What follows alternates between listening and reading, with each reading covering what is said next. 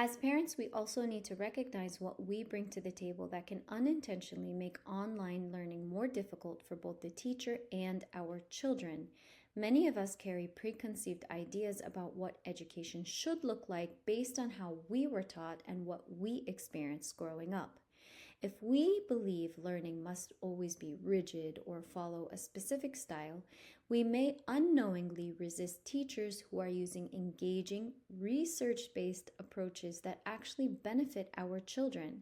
I'll talk more about this later along with some other points, inshallah. As parents, we also need to be realistic about our own child's current capabilities and pace of learning. It's easy to compare our child to another student who may have memorized 15 surahs in 6 months, but every child has different strengths, challenges, and starting points. Healthy expectations focus on individual progress rather than comparison. Okay.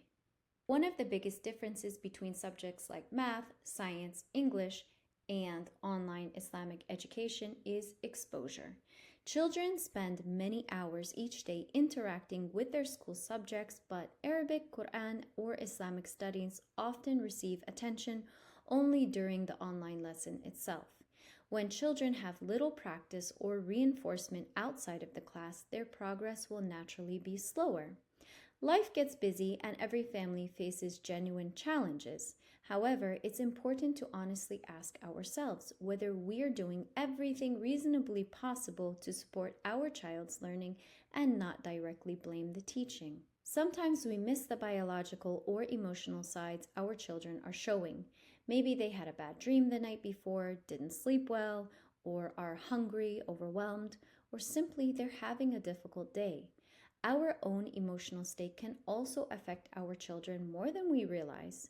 Before assuming there is a discipline or teaching issue, it's important to consider what may be happening beneath the surface.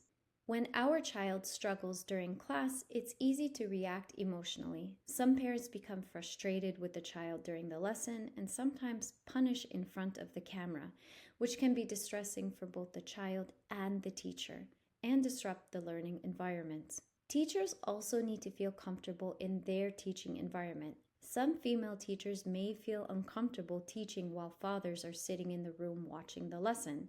Likewise, some male teachers may feel uncomfortable if mothers remain visibly present throughout the lesson. While supervision is important, it's also important to respect professional boundaries and create an environment where both the teacher and the student can engage naturally. Parents also have habits that make teaching more difficult. Being late to lessons, missing classes, forgetting payments, or being inconsistent with attendance creates additional challenges for teachers. Most teachers show remarkable patience with these situations, and it's worth recognizing and appreciating that patience. Reflecting on our own habits allows us to become better partners in our child's education. I am the first that needs this advice, especially when it comes to being late and missing classes. But let's do our part.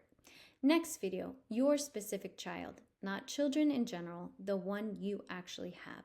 Subscribe, share, and let's grow together, inshallah. See you in the next video. Barakallahu feekum.